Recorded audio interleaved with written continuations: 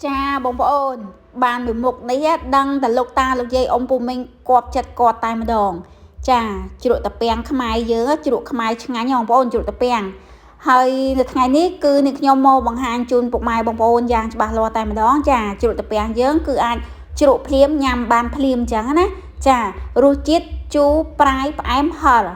ngay nhau bông ôn chặt chít chỉ muốn năng tray dớ tray ăn á cha tray đánh ăn tray ria ăn tray canh ăn tray sai dương nó bông bông ôi vô tên nào ti bông bông này mà hộp mai dương cứ chừng nè chà hayสำหรับ video ในថ្ងៃនេះនាងខ្ញុំផ្ញើជូនពុកម៉ែបងប្អូនជាពិសេសតែម្ដងណាសម្រាប់លោកតាលោកយាយអ៊ំពូមីងដែលចូលចិត្តញ៉ាំជ្រក់ត្រពាំងណាបងប្អូនចាអាចចំណាយពេលវេលាបន្តិចបន្តួចទស្សនាវីដេអូនាងខ្ញុំទៅណាដើម្បីយកទៅធ្វើញ៉ាំទាំងអស់គ្នាអញ្ចឹងបងប្អូនចាព្រោះអីបងប្អូនខ្លះគឺគាត់ជ្រក់តមកយប់ឬក៏ពីរយប់អីទៅបានញ៉ាំអញ្ចឹងណាចានៅក្នុងវីដេអូនេះគឺជ្រក់ភ្លាមញ៉ាំភ្លាមបានតែម្ដងហើយរសជាតិគឺឆ្ងាញ់បងប្អូនចាហើយសម្រាប់ពុកម៉ែបងប្អូនដែលចូលចិត្តម្ហូបខ្មែរគាំទ្រម្ហូបខ្មែរបងប្អូនកុំភ្លេចណា Subscribe លើ Channel YouTube នាងខ្ញុំម្នាក់មួយដើម្បីទទួលមុខម្ហូបថ្មីមុខម្ហូបឆ្ងាញ់ម្ហូបប្លែកអញ្ចឹងណាបងប្អូនចាហើយបើសិនបើបងប្អូនពេញចិត្តនៅវីដេអូការចែករំលែកជ្រក់ត្រពាំងជ្រក់ភ្លាមញ៉ាំភ្លាមនៅថ្ងៃនេះបងប្អូន like share ឲ្យបានច្រើនអញ្ចឹងទៅចាតោះឥឡូវបងប្អូនទៅទស្សនាទាំងអស់គ្នាតែម្ដងណាបងប្អូនចាតើគ្រឿងផ្សំការធ្វើជ្រក់ត្រពាំងរបស់នាងខ្ញុំមានគ្រឿងផ្សំអ្វីខ្លះហើយការធ្វើរបស់នាងខ្ញុំខុសពីពុកម៉ែបងប្អូនធ្វើដែរទេអញ្ចឹងណាបងប្អូនចាអញ្ចឹងទស្សនាទាំងអស់គ្នាតែម្ដងមកចានៅថ្ងៃហ្នឹងគឺនាងខ្ញុំទិញត្រពាំងគេទេបងប្អូនចាទិញត្រពាំងគេចំនួន 5000 បងប្អូនយើងគាត់បានទៅរកហើយយកទៅលក់អញ្ចឹងណាចាហើយនាងខ្ញុំចង់ញ៉ាំជ្រក់ត្រពាំងអញ្ចឹងហើយក៏បានសុំចែកគាត់ 5000 យកមកធ្វើជ្រក់ត្រពាំងជ្រក់ភ្លាមគឺអាចញ៉ាំភ្លាមជូនពុកម៉ែបងប្អូនតែម្ដងចាហើយសម្រាប់គ្រឿងផ្សំដែលយើងធ្វើជ្រក់ត្រពាំងអត់មានអីច្រើនទេបងប្អូនចាមានតែត្រពាំង 3-4 ត្រពាំងអញ្ចឹងបងប្អូនហើយនឹងម្ទេសផ្លោកយើងខ្ទឹមសហើយនឹងផ្លែក្រូចបងប្អូនចាបងប្អូនអត់ញ៉ាំក្រូចឆ្មាបងប្អូនអាចប្រើជាទឹកខ្មេះបានណាបងប្អូនចាអញ្ចឹងហើយបងប្អូនញ៉ាំក្រូចឆ្មាប្រើក្រូចឆ្មាបងប្អូនញ៉ាំទឹកខ្មេះប្រើទឹកខ្មេះអញ្ចឹងទៅចាហើយម្ទេសប្រើហិលតាមការចូលចិត្តអញ្ចឹងណាបងប្អូនចាតោះឥឡូវទៅទស្សនាការធ្វើត្រពាំងយើងទាំងអស់គ្នាមកបងប្អូនចាសម្រាប់ត្រពាំងគឺបងប្អូនបកសវបកអីបានស្អាតណាបងប្អូនចាបងប្អូនមានតិចនិចក្នុងការបកត្រពាំងសម្អាតត្រពាំងហ្នឹងដូចថាមានតិចនិចជាងនាងខ្ញុំអញ្ចឹងណាប៉ុន្តែនាងខ្ញុំគឺអត់មានតិចនិចក្នុងការបកចូលត្រពាំងទេខ្ញុំបកមិនឲ្យតែបានអញ្ចឹងណាបងប្អូនចាអញ្ចឹងបងប្អូនធ្វើការបកសម្អាតតែបានស្អាតអញ្ចឹងណាបងប្អូនចា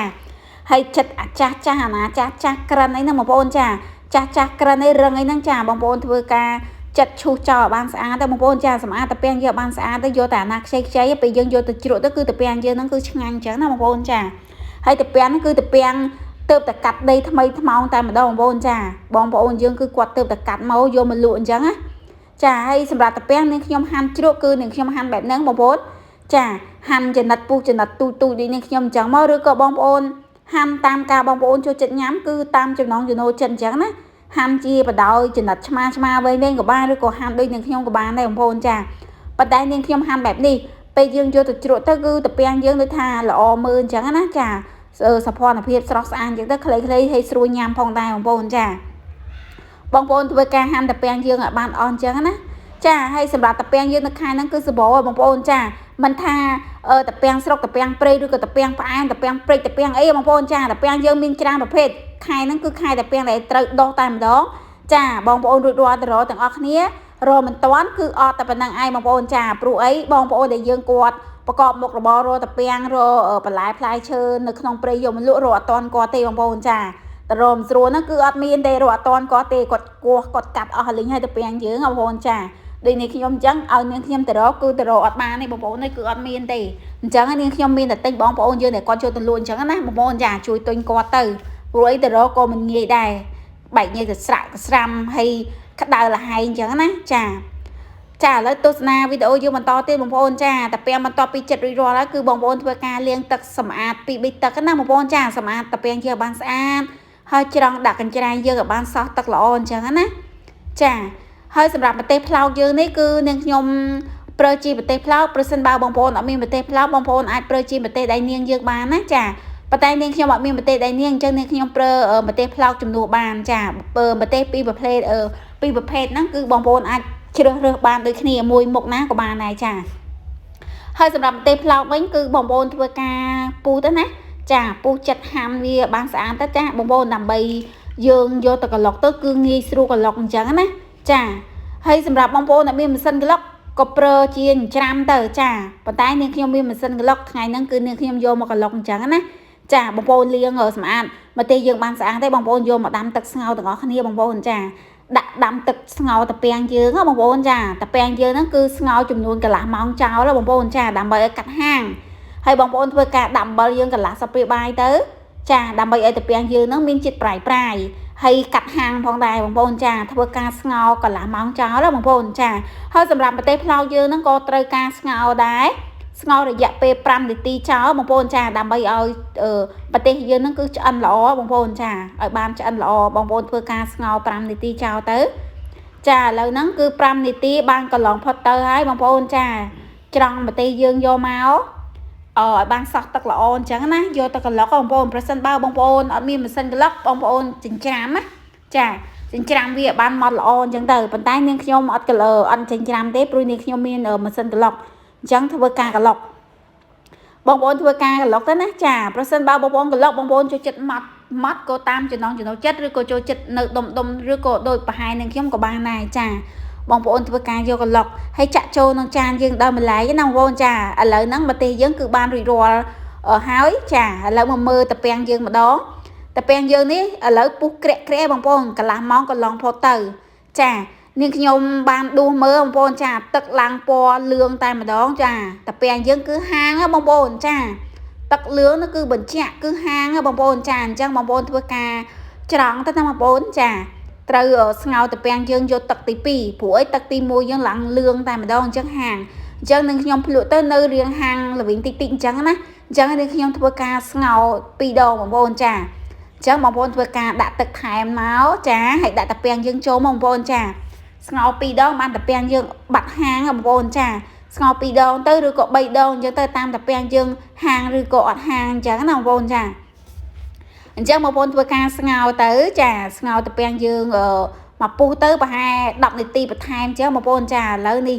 បានរួចរាល់ទៀតបងប្អូនចា2នាទី10នាទីកន្លងផុតទៅឥឡូវបានឆ្អិនហើយចាបងប្អូនធ្វើការដួសដាក់កញ្ច្រែងមែនណាដួសដាក់កញ្ច្រែងច្រង់ឲ្យបានសោះទឹកល្អអញ្ចឹងណាបងប្អូនចាហើយបងប្អូនត្រៀមតកកទៅត្រៀមតកកយើងចាតាពាំងយើងគឺធ្វើការត្រាំតកកប្រសិនបើបងប្អូនអត់មានតកកអីគឺបងប្អូនមិនបាច់ដាក់តកកបានដែរប៉ុន្តែត្រាំតកកទៅតាពាំងយើងហ្នឹងគឺពេលយើងយកទៅជ្រក់ភ្លាមញ៉ាំភ្លាមគឺស្រួយបងប្អូនចាស្រួយស្រាប់ហើយរសជាតិឆ្ងាញ់អញ្ចឹងណាត្រជាក់បងប្អូនចាឥឡូវច្រង់ដាក់កញ្ច្រែងហើយចាក់ចូលក្នុងចានដៃយើងមួយដែលស្អាតណាបងប្អូនចាបងប្អូនធ្វើការដាក់ចូលចានដៃស្អាតហើយដាក់តកកយើងមកបងប្អូនមានតកកដុំក៏ប្រើតកកដុំទៅបើមានតកកអនាម័យដូចនេះខ្ញុំបងប្អូនប្រើតកកអនាម័យអញ្ចឹងណាចាបងប្អូនធ្វើការត្រាំ10នាទីចោលទៅឬក៏15នាទី20នាទីទៅចាតាមពេលវេលាបងប្អូនញ៉ាំបាយអញ្ចឹងទៅចាឥឡូវនេះខ្ញុំត្រាំរយៈពេល10នាទីឥឡូវតកកបានលាយអស់លីបងប្អូនចាតកកអនាម័យយើងហ្នឹងគឺឆាប់តលាយហើយឥឡូវហ្នឹងតាពាំងនេះខ្ញុំគឺត្រជាក់ស្រាប់តែម្ដងបងប្អូនចាបងប្អូនធ្វើការច្រង់មកច្រង់ដាក់កញ្ច្រែងយើងចាច្រង់ឲ្យបានសោះទឹកតែល្អ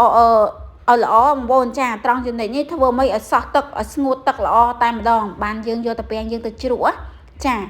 ឲ្យសោះទឹកបងប្អូនធ្វើការសម្អាតទឹកយើងឲ្យបានស្អាតតិចទៅណាចាចង់ដាក់កញ្ច្រែងប្រហែល10នាទីអីចឹងទៅឲ្យសោះទឹកឲ្យអឈ្ងួតចាហើយបងប្អូនធ្វើការយកចានដៃមួយទៅស្អាតតែជ្រក់ទាំងអស់គ្នាណាបងប្អូនចាដាក់ម្ទេសផ្លោកដែលយើងបានកន្លុកហ្នឹងហើយទឹកត្រីហ្នឹងមួយវែកសម្លស្ករស1ស្ព្រាកន្លះប៊ីចេងចុងស្ព្រាបាយហើយទឹកក្រូចឆ្មាយើងហ្នឹងចំនួន4ផ្លែបងប្អូនចាប្រសិនបើបងប្អូនអត់ញ៉ាំក្រូចឆ្មាបងប្អូនអាចប្រើជាទឹកខ្មេះបានណាចាហើយប៊ីចេងយើងហ្នឹងចុងស្ព្រាបាយហើយខ្ទឹមសចិញ្ច្រាំសម្រាប់ម្ទេសវិញគឺតាមចំណង់ចំណូលចិត្តបងប្អូនចូលចិត្តហឹរហោះបងប្អូនដាក់10ផ្លែឬក៏20ផ្លែអីអញ្ចឹងទៅប៉ុន្តែនាងខ្ញុំចាញ់ហឹរអញ្ចឹងហើយនាងខ្ញុំដាក់តែ1ផ្លែអញ្ចឹងណាបងប្អូនចាហើយបងប្អូនធ្វើការកូរទៅចាជោគមិចច្បុកច្បល់ចុះឡើងតិចទៅដើម្បីឲ្យតាពាំងយើងនឹងសប់ជាមួយនឹងគ្រឿងបងប្អូនចា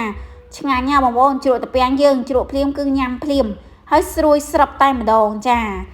សម្រាប់ពុកម៉ែបងប្អូនដែលធ្លាប់តែញ៉ាំ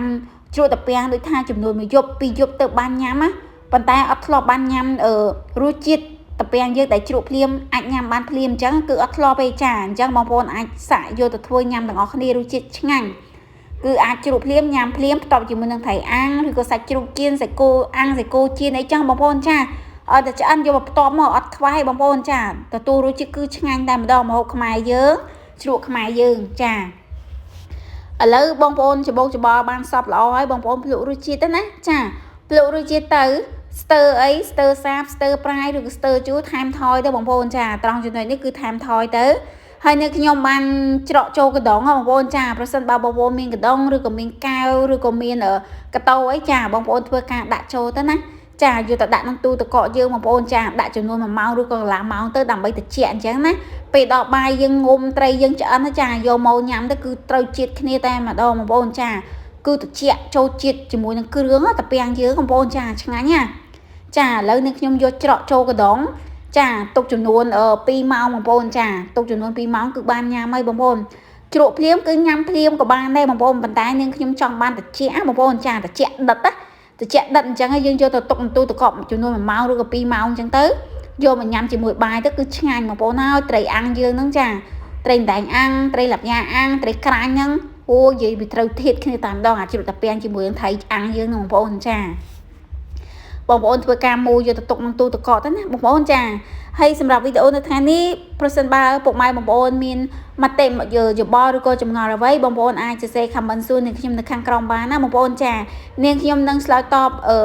ចំនួនពុកម៉ែបងប្អូនដោយពេញបេះដូងតែម្ដងចាដោយក្តីស្រឡាញ់ហើយចេញពីចិត្តអញ្ចឹងណាបងប្អូនចាហើយសម្រាប់ជ្រក់តាពាំងនៅថ្ងៃនេះការចែករំលែកជ្រក់តាពាំងជ្រក់ភ្លាមអាចញ៉ាំភ្លាមពុកម៉ែបងប្អូនដែលមានមតិយោបល់ឬក៏គិតថា